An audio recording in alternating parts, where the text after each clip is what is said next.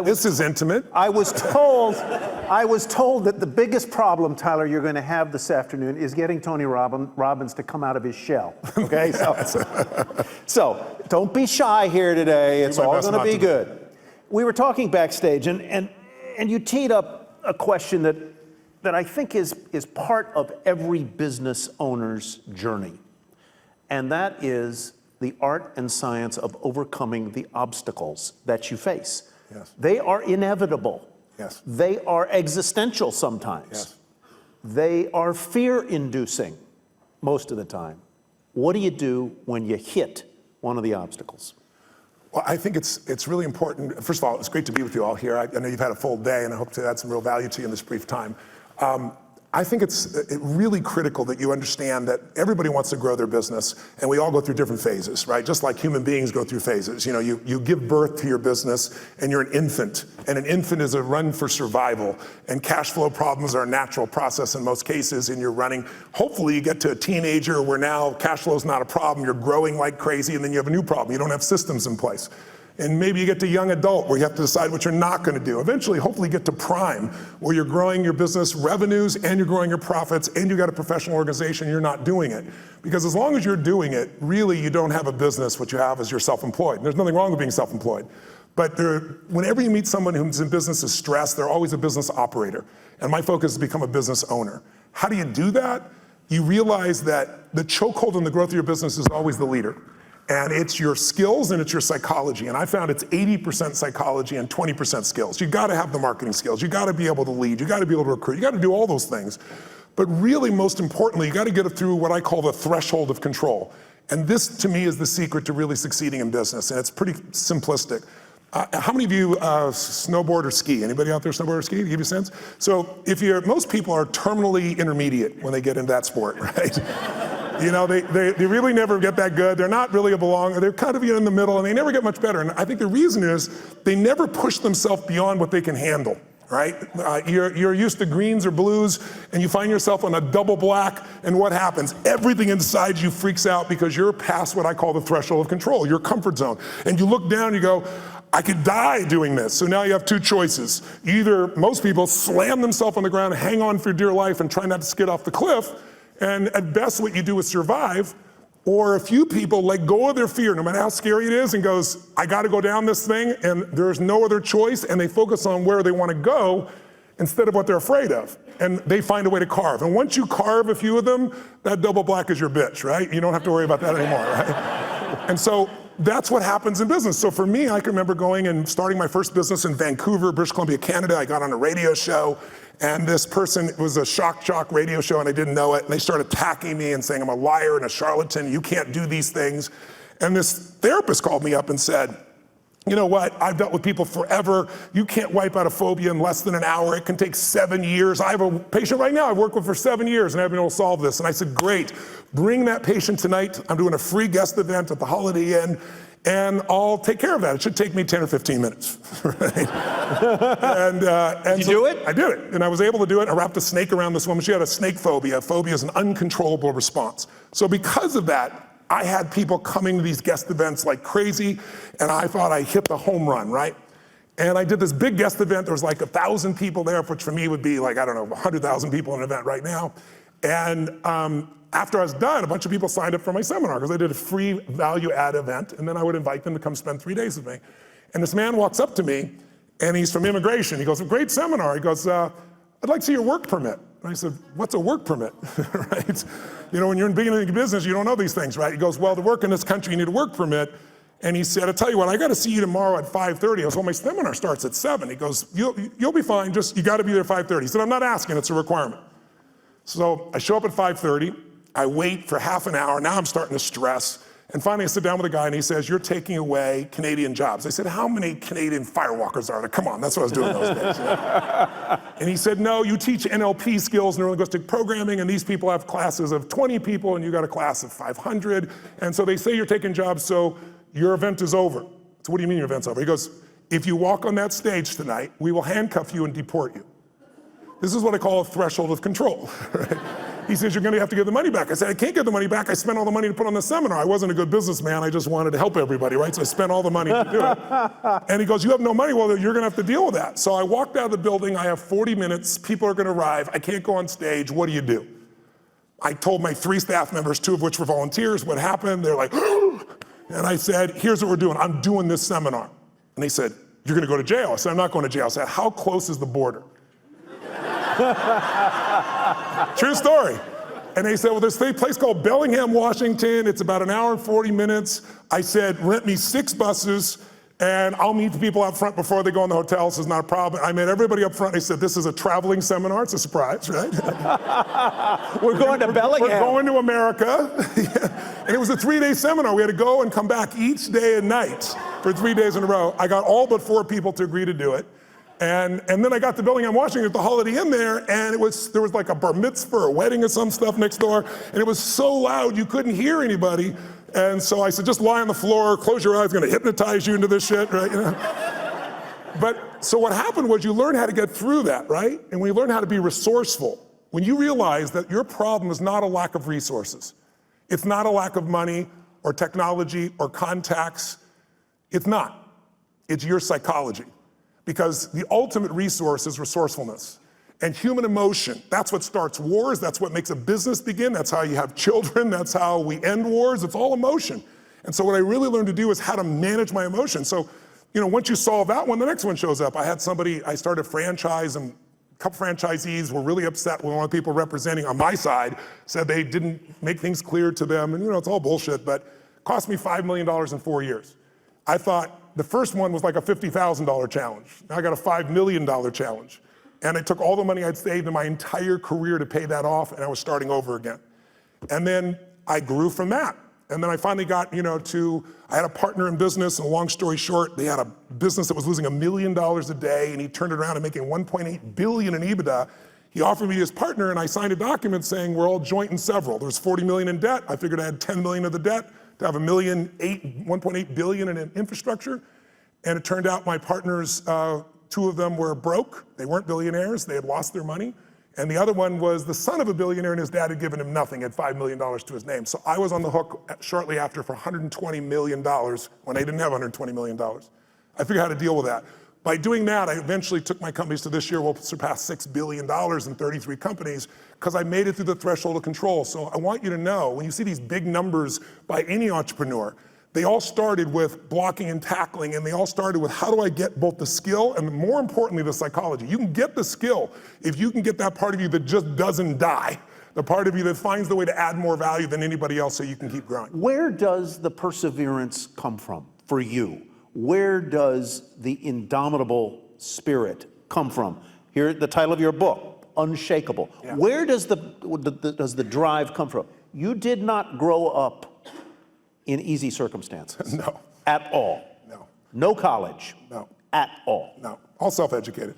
Self-educated, a household that was not easy.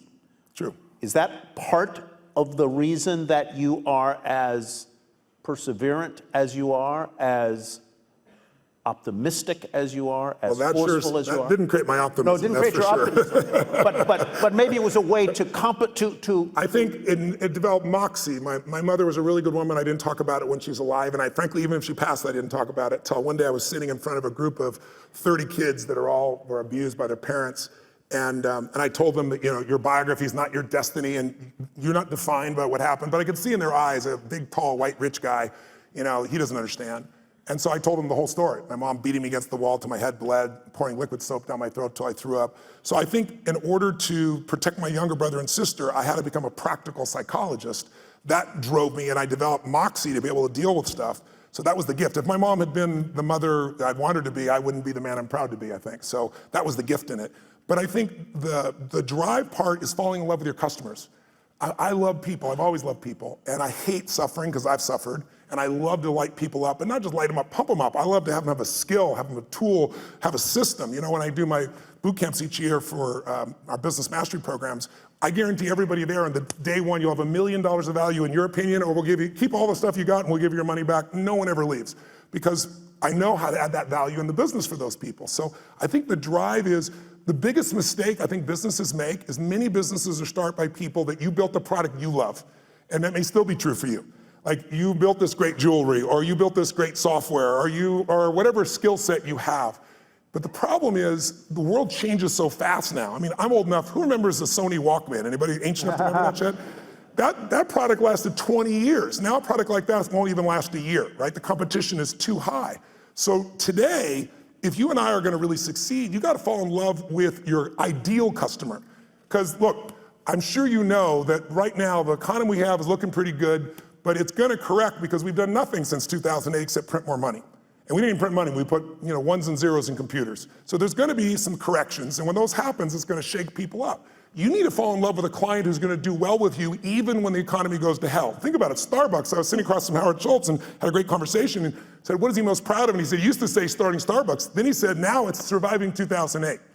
If they closed, I think it was 1,300 stores, if I remember correctly, for $2 coffee. So you need to get your ass ready for winter, because it's coming. And if you've got challenges now, but if you do well in winter, you'll dominate for the rest of the time. And the way you do well in winter is you fall in love with your ideal clients, and then you come up with the irresistible offer for them. Steve Jobs created 99-cent songs, but he didn't create that shit. We all know that. Where'd it come from? Who's old enough to remember Columbia House, where you got like 10 albums for $1? Remember that? Or for a quarter and stuff. They built $1 billion company. Tom's Shoes, shitty product. I love him. Great what he does, but 2 for 1, being able to do something where I get it and I benefit somebody else, brilliant idea. Built the whole company on that. He didn't build it on the product. He built it on the mission, right? So you need an irresistible offer for the client who is ideal for you, and you want to fall in love with a client. Don't fall in love with your product or service, because those need to change. And if you fall in love with your product or service, somebody's going to beat you. They're going to be anticipating. I always tell businesses, there's 2 businesses you have to manage right now. You have to run the business you're in, because if you don't run that, your cash flow, your challenges are going to bite you. But you also have to run the business you're becoming.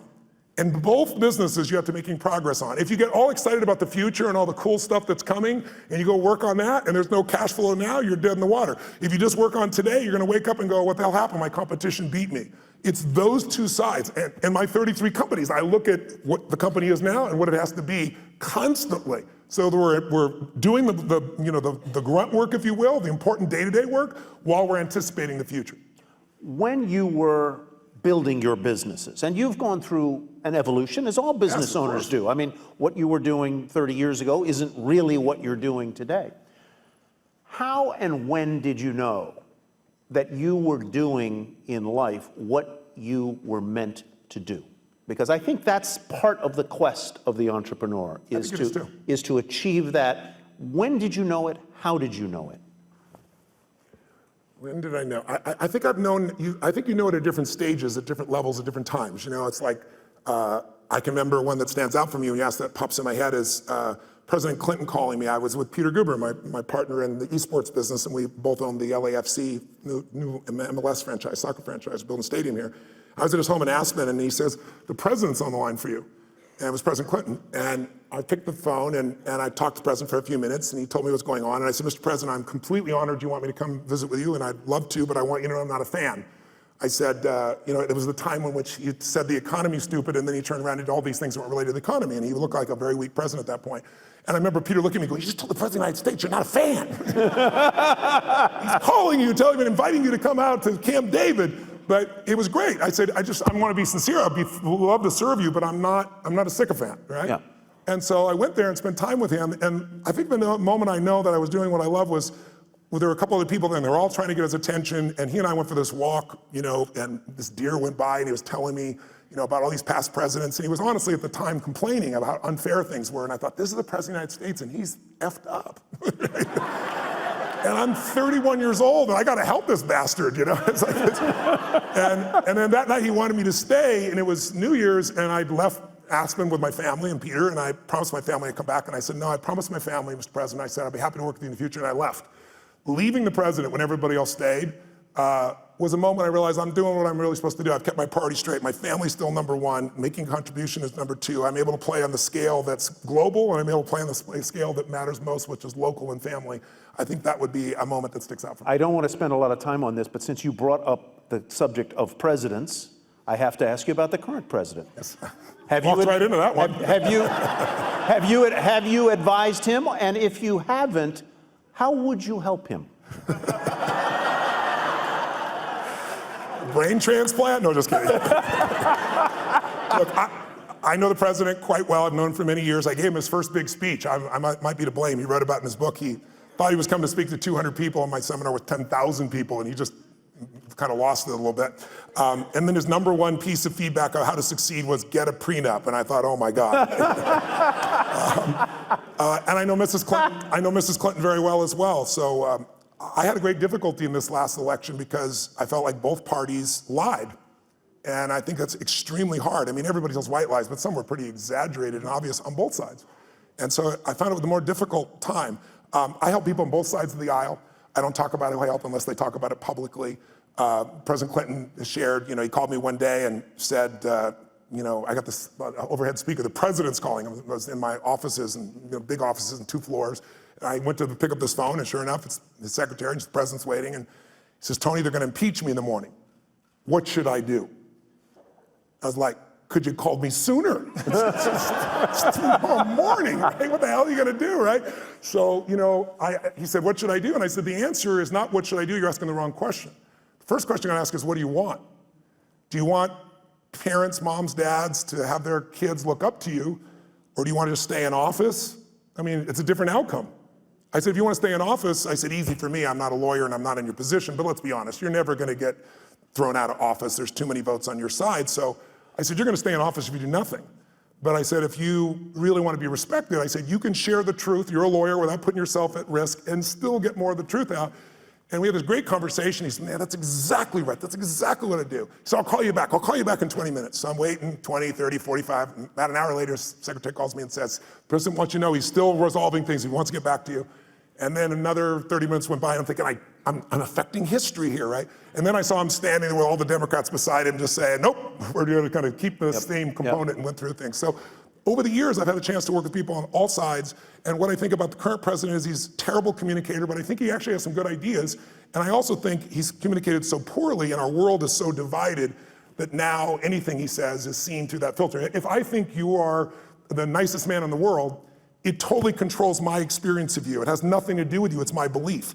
If you treat me mean one day and we're best friends, I'll probably go, you're having a bad day, right? If I can't resolve it with you. Mm-hmm. And who's ever had a bad day where you hope somebody else thought that about you, or you were just having a bad day, right? Yeah. So, but if I think you're a manipulating bastard, and I'm wrong, but I believe it, and you don't treat me mean, you treat me real nice, what's the first question in our mind? What does he want? So your questions, your belief, your emotion, and your experience has nothing to do with life. It's shaped by what you believe. And most of you believe what you believe, not by interacting with these people personally.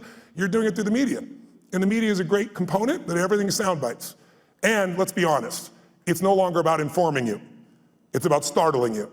Informing you will never get your attention. There's too much. We got oceans, people say that we're living in an information society. That's total bullshit. The information society died a long time ago, right? We're drowning in information. We're starving for wisdom. And what we get now are sound bites. And now people don't, it's not news anymore. On both sides of the table, people basically pretend it's news when it's all commentary. And so your perception, it's like I had lunch recently with George W. Bush. I brought him out to speak to a group of my funding groups. And I bring up people on both sides of the aisle. And this year we're working with President Obama to see if we can get him in. But to give you an idea, most people there thought, they're more liberal, and they were thinking this guy's evil. And after 2 hours of conversation, there wasn't a person in the room who still thought that. Right. They liked him, but I asked them about his decisions, and they got to see why he made the decisions he did. And when you see the why, instead of all the bullshit you hear and the generalizations that he's an evil guy, you start to go, wow, I might have made a different decision. I might not have with that information that he had at that time. And I asked him about the current president, and it was still during the election when this was occurring. And I said, obviously, I know you wanted your brother to win, and I admired President Bush for never attacking the past president. He never attacked President Obama. He was a class act, even when he disagreed. So he told me privately what he felt, and then he said, Tony, I remember when Nixon was elected, and he said, I thought that was the end of the American presidency. I mean, the president of the United States is gone. I mean, he's evil, he did the wrong thing. And he said he didn't destroy it. He didn't. And he said, so here's what I figured out. The office is bigger than the occupant. And I really believe that's true. I think if you want to go home tonight with a little bit of comfort inside, go back to that truth. The office is bigger than the occupant. And you see it when he does things, and then there's a judicial branch that balances it. And I think we're in a situation where the biggest challenge we have as a society is we've demonized the other side on almost every issue. Right. It used to be that, congressmen and senators would go fight like crazy on the floor and then they go have a beer together. Now you're radioactive if you talk to somebody. And that's huge. I met Mr. Gorbachev. I got a chance to fly him for 4.5 hours, and I asked him what ended the Cold War, and he said the end of demonization. He said, it used to be you guys were attacking us and everything you did was evil. We were the evil empire and we knew you were evil. And he said, one day, he said, I was sitting there with President Reagan and he was lecturing me. And he said, I could feel the anger. He said, I could feel my face burning red. I was so mad. And I said to him, you are not my teacher and I am not your student. And you will not lecture me. And he said, then I lectured him on the evils of capitalism. And then we're going back and forth. And he said, so that's when ended the Cold War. And I said, that's a really great answer, but I'm with you for 4 hours. And I want to know the moment. What's the moment? I'm a student of history. What changed the world? Because most of us forget. That's probably, take away terrorism. Terrorism is nothing compared to the level of nuclear assault that the USSR and the US had at that stage. Biggest change we've had.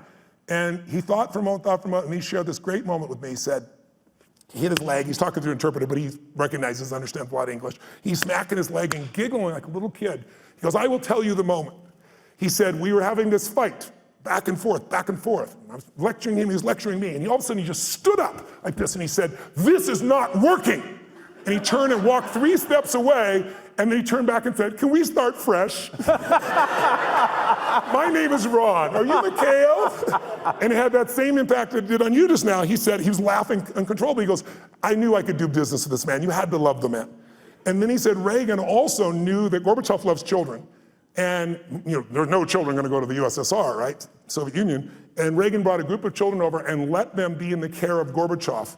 And he said it completely changed the game for him. So it was a moment, just a moment of breaking somebody's pattern. And that works in an intimate relationship, it works in a business challenge, but it also works on the scale of society and history. I want to go to audience questions, and I hope you all have sent some to the iConic Tour hashtag. I'll go to those in just a sec. But from politics back to entrepreneurialism and entrepreneurship, you've built businesses, you've faced business challenges, you have talked to people like the people in this room, entrepreneurs. What do they ask you most, and what do you tell them? Time. Time seems to be the largest issue. How many of you have time issues in running your business, having to have a life and your time? Guys, see a show of hands out there who feels like that's there? So you can see it's about 90% of this room, right? And some people are just too tired to raise their hand. But the issue of time is not the real issue. The real issue is that they're operating as an operator, not an owner. And so what I start to do, in the beginning, you have to do both, right? But what I start to do is show them how you have to be able to break off and get other people to do things. But more importantly, I teach people, I do a 5-day boot camp, I call Business Mastery, a couple times a year. And we bring in businesses from all over the world, literally. And we have people just starting a business, and we have people with, businesses that are doing $1 billion, $2 billion, $3 billion. And what you find is that there's a common pattern amongst all these group of people where they find themselves, if it's a small business, they do everything because they feel like they're the only one who can do it, or they tried someone else and they failed. Well, that happens in every business. You have to begin to leverage yourself, or you're just going to be self-employed, and you'll never have the scalability. A business is a system that adds value even when you're not there. And you as a leader have to get good enough to both hire people and train people so that you're not a manager. A manager works with people to make sure they get the job done while you're there. But if you have to be there, could I run 33 companies? I mean, every 4 days I'm on a plane, train, helicopter on stage somewhere on average in a year, and I got 33 companies. There's 12 I manage directly, but I couldn't do that by management. I do it by leadership. I build leaders who can make their own decisions. I hire people that are the best of the best. Now in the beginning, that's hard because you have no money, right? So you hire the best, it's called you, and you pay them nothing, right? And then now you try to hire other people, and what do? You hire your friends, which is a disaster because they're not as skilled, and you love them, and it's hard to manage them. And then I hired people that were really talented, but they were mean, they didn't share my values. And so eventually you get to that place where you can find the right people. But I think the most important secret for the growth of any business, the question I guess on how to get over the time, and the answer is you got to take 2 hours, 90 minutes a week with your team of 1, 2, 3, 2,000, and you got to meet where you work on the business. And I teach people a format called 7-7, where there's 7 areas of a business that you cannot miss: marketing, sales, optimization, the financials, culture. And I'll make sure that each week you and your team focus on that, not the day-to-day business, but how do we strengthen our marketing, not just for this run, but overall how we build the brand. What do we do to change our sales process? How do we optimize the business? How do we spend no money and grow the business 30% in the next 3 to 6 months? And when you take small markers in the business that are critical and you improve them 5, 10, 15%, but you do 12 of them, you'll grow your business 120, 130%, 140% because there's a compounding impact. You don't just get the improvement you've made. So I try to help businesses to make those changes so you have time to think and be strategic. Because if you're just running, how many of you are stressed? I'll be honest if you would. Today, being here and not being at your business, how many feel some stress in your business being away even for a day? Okay, write down, I'm a business operator, F that, right? I'm gonna become a business owner, you've gotta be. Yeah. Let's go to a question from the audience. What would the 30-year-old version of yourself say to you today with conviction and be flat wrong about? Let's see. What would the 30-year-old Tony Robbins say to today? Well, first of all, he's dead, so he's not gonna say shit today. I buried him a long time ago, because I'm 57. I would say the 30-year-old would say, this is what we're gonna do this year, and it would be these huge numbers, and I developed a principle around the time I was 30, which is, most of us overestimate what we're gonna do in a year, and we underestimate what we're gonna do in a decade. And a decade happens that fast. You'll blink your eyes and a decade will be here. That is a great point. I really, truly, everything I do is long term. I think it's the biggest challenge we have in corporate America is everybody's looking at the next quarter. Instead of the best business people, the Mark Benioffs, the Steve Wynn's, the Peter Gubers, the people that I hang with, they all are decade-long people. When I was 14, I said, this is how my life's gonna, I said in my 20s, I'm gonna help. I wanna have the skill to help anyone change their life. If I'm committed and they're committed, it's gonna be done. I'll have the ability. So I got to build to that, which I did. And then I said, in my 30s, at 14, I said, I'll do that with groups of people instead of one-on-one. And then in my 40s, I'll do it with big groups. In my 50s, I'll do it with companies. In my 60s, I'll either do it in government as a servant there or in a religious context, because I'm a spiritual person, but I don't tell people what to believe religiously. But at that point, I've lived long enough, maybe I will. Would you ever run for office? Before I would have said yes. Now the answer is no. I've served on both sides of the aisle, and it's not really about the office, it's about fundraising right now, so much of the time. And I would not do that unless I ran with my own money on maybe a small number of friends. But at this stage, I think it would disrupt my wife's life so much. Yeah. I'm a very public person and she's not, and I feel bad for her, so I don't think that would be the right direction. Let's go to Jeff Conlon's question. If mindset is the key or a key, how do you shift your mindset? I was going to ask a question that's related to that, and that is, you're now, well, you'd say you're top of the world, but you're a confident guy. What do you do? What do you do when you have self-doubt? And that's sort of, how do you shift your mindset? How do you deal with self-doubt? I don't have a lot of it at this stage, but I... Shocking! I'm being honest, right? I think self-doubt is, instead of self-doubt, I would say questioning. I think it's critical to question, but at certain stages. If you're questioning all the time, you have nothing but fear and doubt, right? You only believe something because you don't question it, right? Someone tells me, oh, so-and-so, talk behind your back this, and you go, no, they're my friend, they'd never do that. Your belief, you're certain they're not gonna do it, so you don't even entertain it. But if 2 or 3 people tell you that and they go, wow, could John really be doing this behind my back? I mean, and you start questioning it. Have you ever done that? You've been upset with somebody, you confront them, and then you find out it's all bullshit, they didn't do anything wrong, and you feel like an idiot? So for me, I think there's a time to question. And so I organize that. When I'm beginning something, I do that. And my investments is a perfect example. If you look at somebody, like Richard Branson, for example. Richard is this giant risk taker, right? But he's got one question. He questions within himself and everyone else. How are we gonna protect the downside? It's his number one question. You never believe it, because the guy risks his life. But when it comes to investments in business, he doesn't risk anything. He told me when he was building Virgin, he's taking on British Airlines, and it's a giant outlay of capital. I mean, this could literally bankrupt him, and everybody said it would. So he said, okay, how to protect the downside?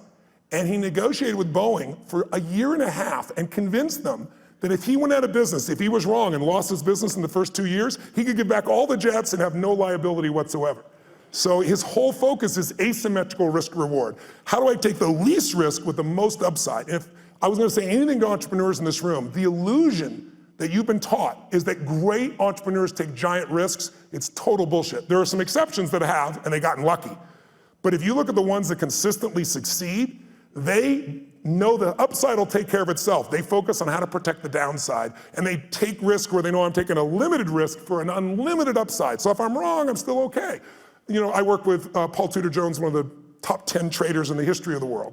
And Paul, I've worked with him, I've coached him now for 24 years. He hasn't lost money in those 24 years on his own personal trading. And during that time, I've learned so much from him. And the biggest thing I learned from him was this asymmetrical risk reward, that when he risks $1, He wants to be certain he's gonna make 5 where he doesn't risk the dollar. See, most people risk a dollar to make 10% or 20%. You won't do that. If you do that, you're gonna go broke. Because here's what happens. You risk a dollar to try to make 5 and you're wrong. Risk another dollar, and if you win, you still win big. You can be wrong 4 out of 5 times and still break even. That's how the best in the world do it. They don't do it by taking these gigantic risks where everything's on the line, and if it doesn't go perfectly, you're out of business. That's why most businesses go out. You want to think of asymmetrical risk reward. Tudor Jones, curiously, as an aside, was a classmate of mine at the University of Virginia. Wow, that's awesome. I met him there. He would never. never remember me, but a fascinating guy. Another aside, because you mentioned he's a hedge fund manager in Connecticut. You did a brilliant interview with Ray Dalio for, I believe it was Facebook, not long ago. Yeah. And his book is really terrific, called Principles. I recommend you all go get it. It's very, very good. It's one of the greatest business books I've ever read, because if you don't know who Ray is, most of you know Warren Buffett. That's because Warren Buffett is sweet in shares and his public nature. But Ray is actually the most successful investor of his type in the history of the world. He's returned more money to investors from a hedge fund perspective than anybody in history. When I met Ray 10 years ago, you had to have a $5 billion net worth for him to talk to you. You couldn't be a billionaire, that's too weak. And you had to give him $100 million to start. Now he won't take your money no matter who you are. When I went to go interview him the first time, the Prime Minister of China was talking to him on the phone. He was coaching China on what to do with their money. That's how brilliant he is. Yeah. Hedge fund people, if you're familiar with rich people who give their money hedge funds, a big one might be, let's say, 20 billion. He's 160 billion. But go get his book. He flew down to Palm Beach to my home, and it's called Principles. He said, I want you to be the first person to interview me and do it on Facebook Live, so I did. But I love this man, and he will show you how he built from nothing. He literally started with nothing. He worked as a caddy. He started when he was 26 years old in a 2-bedroom apartment, and now he's got 1,800 employees and 160 billion, and he's one of the 100 richest men in the world and one of the top 10 that you'll meet. But his insights about how to run a business, how to run your life, we all need principles to guide our decision making. If you really think about it, success is the result of good judgment, right? If you make great decisions, you're gonna succeed. But where does good judgment come from? You know, good judgment also often comes from experience, and experience often comes from bad judgment, right? So what I found is the way to speed it up, the way to have less of that bad judgment is I got to think about that for a minute. That's good. That's true, though, right? Good, yeah. So I found the way to speed it up is not learn through my own experience, but learn by modeling others, compress decades into days. So if you can get in Ray's head, now Ray's been a very private man for the last decade and a half, but he's 68 years old. He's a good friend, and he's entering this stage where he now wants to go public for a short time, give everybody he knows, and then disappear because he feels an obligation to give back to the society and human beings that have helped him to succeed. Yeah, so go pick it up. It'll be fantastic. We had him at another event, and he talks about this idea of radical transparency and how he runs his business. It's a very different, I'm not sure it would work for every business, but it certainly worked for him. Let's go to Satori's question. With so many people wanting your help, what are the factors for you to select whom you privately train or mentor? You're a busy guy. You've got a time management thing. Yeah. I'm sure a lot of people would like a piece of Tony Robbins' mind. Yes. How do you decide whom you're going to help? Well, first of all, I try to do things online. Like there's a zillion things on YouTube, so no one has to spend any money. Anybody who wants to be inspired can do that. The only thing I don't like about that is it's random. Mm-hmm. I'm a system guy. Like I know how to take you from here to there. So I have products that can do that for people. And then I have events, and the events have gotten bigger and bigger. Now we do 10, 14,000 people in a weekend. And so anybody can go. Who I coach are people that I know by touching them, I can touch millions more. So when I work with Mark Benioff at Salesforce, in the early days, Mark sat in the front row, came to 3 of my same seminars in a row, and was like, are you new? Are you a little slow? I was teasing him, And Mark's as big as I am. He stands up, and I'm looking at this guy eye to eye, and he goes, my name is Mark Benioff, and because of you finally pushed me over the edge. I'm gonna start my own business. I'm leaving Oracle. I'm gonna start this company called Salesforce.com. And he said, and you mark my words, we're gonna change business around the world. We're gonna do $100 million in business. Well, this year he's gonna do 10 billion, right? So he's grown a little bit. But when you're around people like that, you get to see what the distinctions are that separate people. You get to see what makes them stand out. And by coaching him, I'm able to affect everybody, not only all of him and his employees, because he's that kind of owner, right? He's a leader, but also he's a leader in the social community. He's very conscious about that. And everybody from Facebook to Apple to GE, their back end is Salesforce. So impacting him impacts many other people. And then I just pick people who I feel the need is. I mean, somebody stops me on the street, my wife will tell you I can't not help. I gotta help someone. Now I may have limited time, so then I'll invite him to a seminar or send him a book or a package or something. so I can give them a guide to go to the next level. So I don't ever say no, but I can't coach everybody one-on-one, so I try to do it in groups where There was a wonderful anecdote I read, since you brought up Mark Benioff, that I guess he was a guest at at your home or resort in Fiji, and in the middle of the night, he and all of the other guests, this goes to the question of how do you overcome your fears? Tell that story about Benioff jumping into the river and what you didn't tell him about the river. Okay.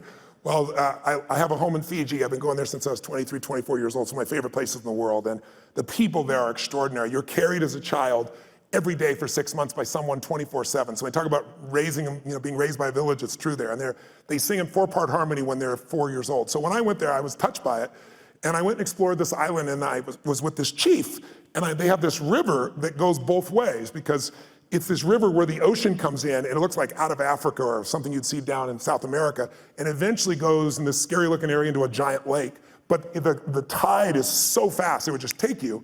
And then 8 hours later, it reverses and goes back out. So I was with him this one day, and I said, are there any fish in there? And the Ratu, which is the main chief, points out, goes, what about that? And we looked back, and it's a giant manta ray going under the bridge. So I said, F it, I'm doing this. And I just jumped in. And then the thing took me. And it took me for a wild ass ride. For about 20 minutes, I ended up this lake. And then, dumbass me, I didn't think about how the hell am I gonna get back. It was so strong I couldn't swim against it. So I spent 8 hours on this little island there before I came back. So then I came back one time with a friend. It was nighttime, and I was like, they were talking about Devil Rock and Shark Alley and all this shit. And I was like, let's do it at night. But I had a boat waiting for us in the lake to bring us back. But we jumped in, and it was scary as hell, and all the phosphorescence going on. It looks like pixie dust. It's a wild experience. Flying fish scare the shit out of you. They come by. And so when Mark came, he flew over and come spend a week with me there. I took him and woke him up, and you have to do it when the tide is. So it was like 2 in the morning. I woke them all up and said, I got a surprise for you. I'm like, what? I said, just trust me. Dragged them all on, put wet gear on them, gave them life preservers, and then threw them off. And Mark was freaking out, and I grabbed his hand. I go, we'll go on 3, 1, and we went on 1. Because I could feel him, and he's as big as I am. If I try to jump, he might be hanging me out there, just holding on. Right? So Mark talks about that story a lot, but overcoming fear, because whatever you're afraid of, it's never as much as you're afraid of, right? So how many things you've been afraid of that never happen? Right? And then the things you are afraid of, if they do happen, you just deal with them. It's that old phrase, coward dies 1,000 deaths, a courageous man only once. I discipline myself, not perfectly, but for the most part, I don't worry about shit till it happens. I anticipate it, but I don't worry about it. If state is everything, I assume that means state of mind. How do you stay in a great state of mind 24/7? Should that even be your goal? I think it's worthwhile to have as a goal. I don't think it's realistic 24/7 whenever having any blurbs, because we all have a 2-million-year-old brain. Everybody in this room has that. I do too. And it's not designed to make you happy. It's designed to make you survive. So if I said to all of you right now, what does that brain look for? It looks for what can hurt you, and it exaggerates it. And since there's no saber-toothed tiger now, it says, what are people thinking of me? Will my business make it? Do I have enough money? And these are all easy things to solve, but our reactions in our gut, when we let the fear part of our mind take over, that basically if the survival software, if it runs you, you're in trouble. So a few years ago, I actually lecture on this now. I say, you need 2 skills to have the quality of life you want. If you want an extraordinary life on your terms, whatever your terms are, you need to master the skill of the science of achievement. You got to figure out, how do I take what I dream about and make it real? And it's a science. And you can model other people, and you can learn, you can speed up. I've spent my lifetime doing that. But the second skill, and the one that most people don't give enough value to culturally, is more important. And that is, you need to alter, if you want an extraordinary life, how many people you know that have achieved it? How many have done this? Who's achieved a goal that was a big goal? You worked your ass off and you achieved it, and then your brain went, is this all there is? Who's had one of these moments? Yeah, almost everybody. And that's worse than failing, because we're all achievers in this room, right? So if you fail, what are you gonna do? You get back up, you try another approach, you're gonna eventually succeed. You know it in your gut if you're really driven. But if you succeed and you're miserable, now you're what I call technically screwed, right? I mean, because if you're not happy with what you got, failing, you can get up and do something new, but succeeding, where do you go? So I really believe, you look at somebody like say, Robin Williams. I think the loss of him is one of the greatest losses we had. He's loved worldwide. I asked people all over the world last year, in China, I asked them in Japan, and Sydney, Australia, throughout the US, I'll ask you, how many of you loved, don't raise your hand if you liked him, how many of you loved Robin Williams? I'm curious. Keep your hands up, look around the room. 98%, only 2% assholes that didn't like Robin Williams in this room. But when I say this, I didn't say like, I said loved. And so here's a guy, was he an overachiever? He came to Hollywood, everybody comes to Hollywood. He said, I'm on my own show. Oh yeah, sure you are, buddy. Who's old enough to remember the show? What was it called? Mork and Mindy. Mork and Mindy. Bunch of old people in this room, clearly, right? He does Mork and Mindy, but he also makes it the #1 show. Then he says, I'm gonna have a beautiful family, he does that. Then he says, I wanna make more money than I could spend, he does that. Then he says, I wanna make movies, he does that. Then he says, I wanna win an Academy Award for not being funny, his #1 skill. And he did it. And then he hung himself in his own home, leaving his wife and children to find his lifeless body. How do you explain that? I'll tell you the answer. He made everybody happy but whom? And his wife said he had Lewy bodies and upsets in his brain. That's all true, but he used drugs and alcohol his entire life. He suffered his entire life, made everybody happy but himself. And so I love the guy. One of my birthdays, I was at TED and I did this talk, which was very popular, and he came to my birthday party. A bunch of guys took me out to dinner that night and jumped on top of the table and sang happy birthday as a Russian woman and then as a Chinese man. And I've never lost a suicide, knock on wood, out of thousands. We've made films and follow-up, but I had no idea that's where he was. But I look at a man like that, and I say, he's a warning as much as we all loved him, even more so because we loved him. I know none of you are gonna kill yourself, I'm not worried about that. But a lot of people live a long time, but they don't really live, because they let their stress and their frustration, I always say achievers don't get fearful. We're all achievers, right? We don't get fearful, we just get stressed, right? Stress is the achiever word for fear. Because when I say to you, what are you stressed about? Well, I gotta do this, I gotta make this thing happen. What if you don't? Well, I got to. Well, what if it'll fall apart? What if it falls apart? Then it'll fail. What if it fails? Then I'm a failure. What if you're a failure? And now if I follow the trail of your stress, it'll take me to your deepest fear. And the only way to have your life work is to face that fear and push through it. And what is courage? Courage does not mean you're not afraid. It means you're afraid and you do it anyway. You're scared shitless, but you do it anyway. And I think if you're gonna succeed at the highest level, you've gotta face those fears. Leads right to the next question. Based on your experience, what are the top 3 characteristics to have in order to be successful? For these type of people, what does success look like? What does it feel like? What are the characteristics that can get you there? What success looks like and feels like is different for everyone because we all define success in a different way. So I leave that to them. But what does it take to succeed? That I can tell you because I could be an idiot at this point. But when you've been with 50 million people, 4 million in live seminars for days and nights and days and nights, I know that whatever we do, it's the result of our patterns. It's not us. There are certain patterns that'll make you angry, they'll make you frustrated, they'll make you pissed off. And there's certain patterns of thinking and feeling and using your body that'll make you playful and fun and grateful and excited and passionate. And if you think it's you, because you've done a pattern so long, it's hard to change yourself, but it's easy to change a pattern. Where do the patterns come from? We learn them through our conditioning. When you first are born, you can do anything and you're loved. You can, scream, yell, go to the bathroom in your pants. Try that when you're 30, see if it works, right? But you learn very quickly as time goes by, you're loved for nothing as a baby, right? You're loved no matter what you do, because your mother's, got oxytocin. She's drugged, natural drug in her body. Men get it too, but women get 10 times as much. That's why a healthy woman cannot leave her child.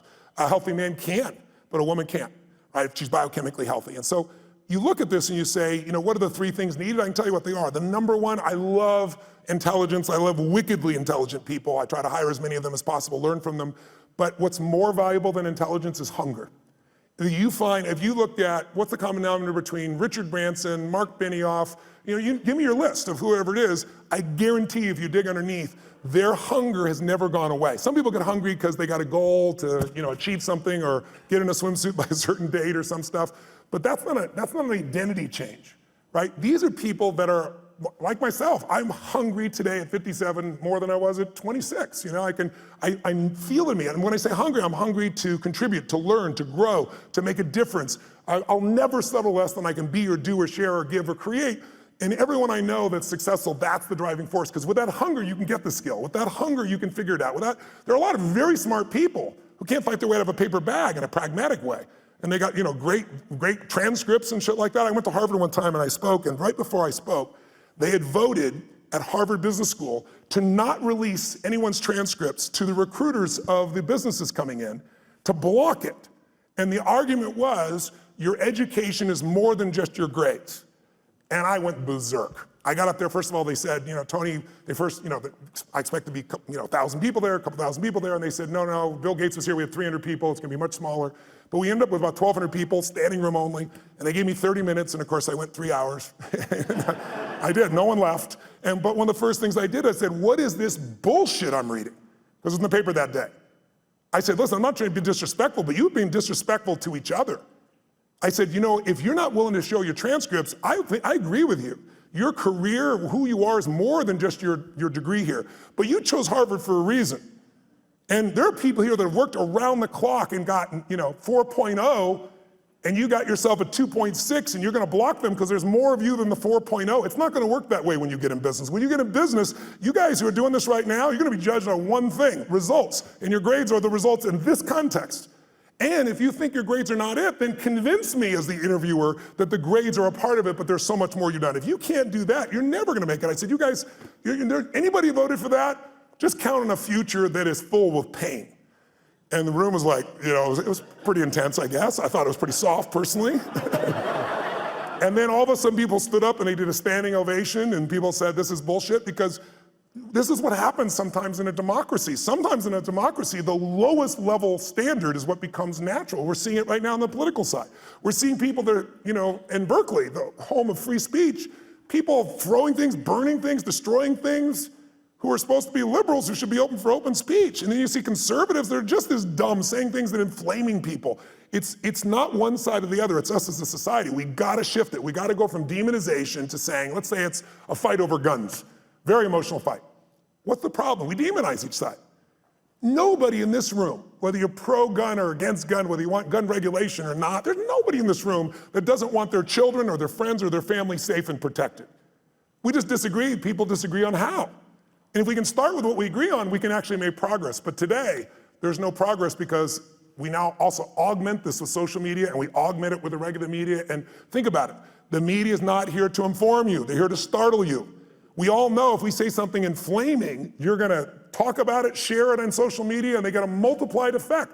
It's all about advertising. So you have to really discern yourself today. You have to understand it's the Wild West, not only on the internet, but on television as well.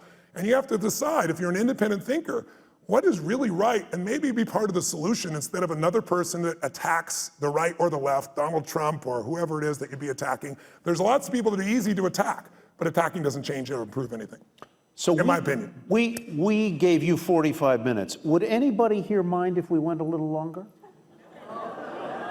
Would you mind if we went a little longer? Sure. So let me, 5 or 6 more hours? Yeah, 5 or 6 more hours. We'll bring the bar inside is what we'll do. But I want to finish what I said just for 1 second. Yeah, please do. I want to answer this person's question, which was 3 things. Oh, 3. We got through 1, hunger. Yeah, okay, let's get fast. to 2 and 3. Hunger is the number 1. I think the number 2 is having a mission larger than yourself. Because it's kind of like having a child, right? Having a child is a very exciting thing, and then you have your child and you go, what did I do? Sometimes, right?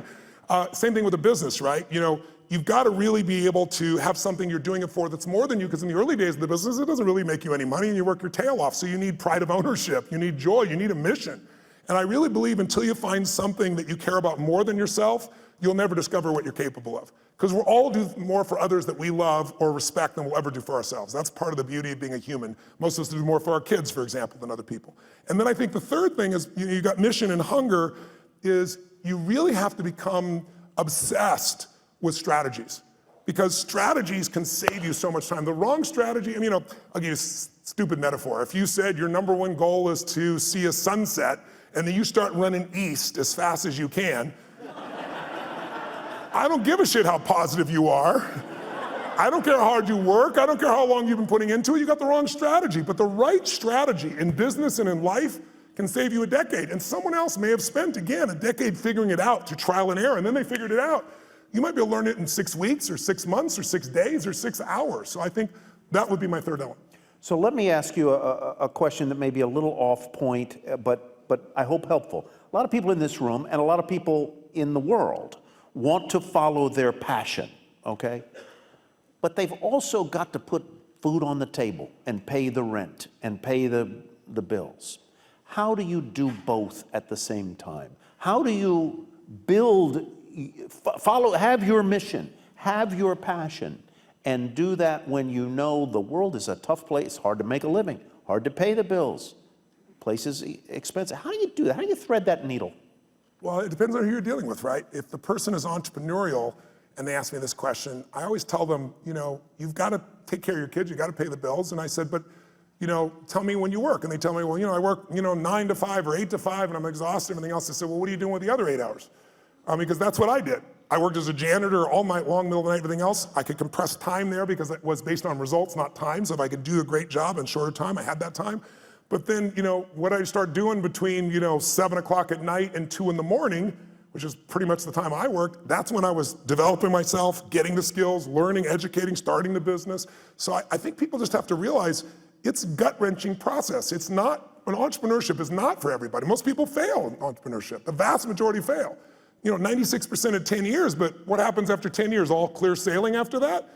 Anybody remember Lehman Brothers? They ran a century. They had gross revenues over a century of more than $1 trillion with a T dollars. That's what went through their bank accounts over that century, and they're gone. So I don't think it's right for everybody. I think you have to really be clear, is your personality the right personality if you're gonna begin in this area? And then if you're gonna work for somebody else, you can still become financially free, but that means you gotta stop being a consumer and become an owner under entrepreneurs. You wanna own businesses, right? Get out of just being, don't just own an iPhone, own the company, but not just Apple, obviously. But how do you keep your energy up and your enthusiasm up? How do you do it? I'm wired for it. It's my nature to some extent, but also the other part is I get to see results. I mean, who here has been touched by my work before? I'm curious. Anybody in this room? So look around the room, and how's it hard to be inspired when I'm in a room and a third or 40% or 50% have used my work? And so people come up to me every day, dozens of people a day if I'm traveling, and they tell me the most amazing stories. Outside my children and my wife, that's probably the greatest gift of my life. I never get tired of hearing it, and it just makes me want to deliver more, give more, have more impact. Yeah. You get the last word. Tell them what you want them to know. Well, if you're entrepreneurs out there, here's what I'd say to you. I'd say, don't be so damn hard on yourself. I know that sounds counter to being an achiever, but when you're beating yourself up, you're sucking out the energy you need to move forward. It's kind of like, I always tell people there's so much energy, and I've built mine. I do a lot of things to build my energy to be incredibly strong and have really strong endurance, because to me, energy is life. If you don't have strong energy, you're not gonna do anything. But even after we look at that energy, it only goes so many places. So if your energy is being caught up, if you take energy in a business and you pour it into external marketing, going out and reaching people and adding value, that business is gonna grow. But if there are inner conflicts in that business between people, then the energy is being sucked in here and less energy is going out there, the business is gonna have problems. That's also true of you. If you allow your disappointments to create these inner conflicts and fears and you let them run wild within you, they're gonna suck the energy out you need to go to the next level in your business. You have to discipline your disappointment now. Mine is the 90-second rule. So watch this, try something real fast. Look around this room, I'm gonna give you a test. Look around this room and see everything that's brown. I'm gonna test you in a moment. Look behind you, look around you, look at clothing, look at people, look anything that's brown. Brown, brown, brown, brown, record it in your mind. Close your eyes. Now, with your eyes closed, tell me everything you saw just now that was red. If you see more brown than red, say aye. Open your eyes, look for red now. Really look for red. Look for it anywhere you can find it. Look around you, look beside you, look at the front, the back. How many found more red this time? Raise your hand if you did, say aye. Why'd you find more red this time? Because you told me to. Seek and ye shall find. But here's what's amazing. Seek and you shall find even if it's not there. I'll prove it to you. How many saw beige shit, called it brown just to feel successful? How many saw burgundy, called it red just so you can count more pieces? So if you think you're a jerk or someone else is a jerk, you're gonna color it, you're gonna change it, you're gonna find the jerkiness in them, you're gonna find the jerk in you. It's really important that you manage your mental and emotional state because you are the business. If you are the leader, your responsibility, your job, your opportunity, your privilege is to be able to truly lead. And you cannot lead if you're living in fear. You cannot lead in a place of constant uncertainty. We all have uncertainty at times. But if you watch an athlete go out to shoot a free throw or a kicker in the NFL to go kick the ball, how many have ever seen that person, they're about to kick it, they're about to shoot it, and you go, they're gonna miss it, and you know they're gonna miss it. Who's experienced this before? How did you know? You could see in their body that they're missing the core ingredient, absolute certainty. You can have the great skills in the world, but when you lose that certainty, the athlete goes down. That's usually when I get the call. I gotta rewire them and get them back where they can execute at that level. So be kind to yourself, as corny as that sounds. Not to be kind to yourself, but so there's more energy available to solve the problems and to build the business and to meet your mission. Because the time you're beating yourself up, you're trying to prove to yourself you really care, but meanwhile what you're doing is sucking the energy out of your growth. I had somebody who embezzled some money when I was a tiny company, like when the company was $3 million. And the guy embezzled $250,000, and I was $758,000 in debt and thought I was in profit. And in those days, everybody told me I'd have to go bankrupt. And I remember I was just like so angry. There's so much anger because my business was like my child. And this guy tried to kill my child, you know? So I was chasing him into Mexico so I could beat the hell out of him and put him in prison. And then I realized in the middle of this stuff, I gotta let go of this because while I'm busy being angry and pissed off, the business is gonna go under. I'm chasing birds. What am I do when I catch the bird? I gotta focus on how to add the value. And so take your energy, that's all you have in this life, and invest it in the things you love. In those you love, in the mission of your business, and in your clients. If you fall in love with what you do, who you do it with, and who you do it for, there'll be no limit to your impact. But you gotta be willing to do it for decades, because it's all bullshit. Maybe you'll hit the lucky thing and it'll happen in 12 months, but even if you don't, even if you did, you know, I got a friend who's one of my partners in the LAFC and so forth, you know, Chad, who started YouTube, for example, and $1.6 billion in what, 18 months, 24 months, that type of thing. It's not always the best thing, because ultimately in life, whenever you meet people who have succeeded, almost always we talk about the toughest times and laugh and remember, because in order to have a foreground, you need a background. And to appreciate the foreground, you need a background. So I found that the most difficult times have been the best times because they've made me appreciate what my life is like today. And I hope you'll just take care of yourselves, and I hope today, this whole day, all the speakers, and hopefully a little of our conversation has been helpful too, and I thank you for letting me address you. Thank you so much. Loved it. Thank you, guys. Thank you.